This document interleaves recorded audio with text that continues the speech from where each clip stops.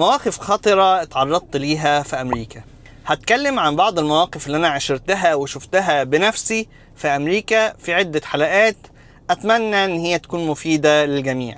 كلنا عشنا في أمريكا في أنواع مختلفة من الشغل، وعاصرنا ناس كتيرة وشفنا حاجات كتيرة. السلامة الشخصية بتاعت البني آدم أهم من أي حاجة في أمريكا، ده دايما اللي احنا بنقوله.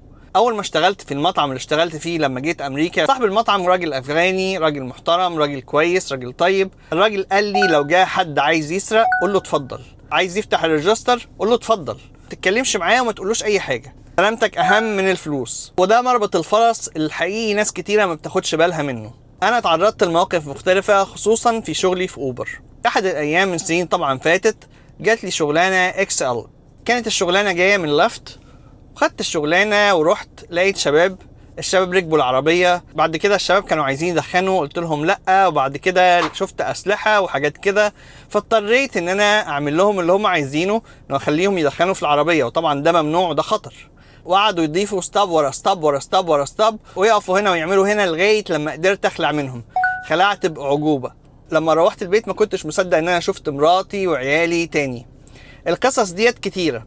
اكبر غلطه كانت عندي ان انا ما كانش عندي كاميرا في العربيه وقتها، ودي الحاجه اللي انا عملتها من تاني يوم. جبت داش كام في العربيه، ركبتها بتصور جوه وبره.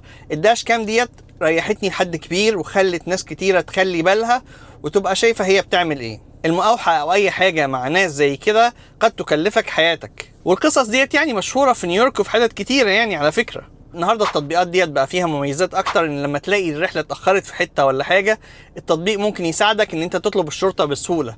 الوقت اللي بتكلم فيه دوت كان من 8 9 سنين، ما كانش الدنيا لسه زي دلوقتي. اهم حاجه دايما يكون عندك داش كام في العربيه وتهتم بسلامتك، ولو تلاقيت اي مشكله تحاول تسيسها وما تكبرش المشكله وما تدخلش نفسك في كارثه كبيره.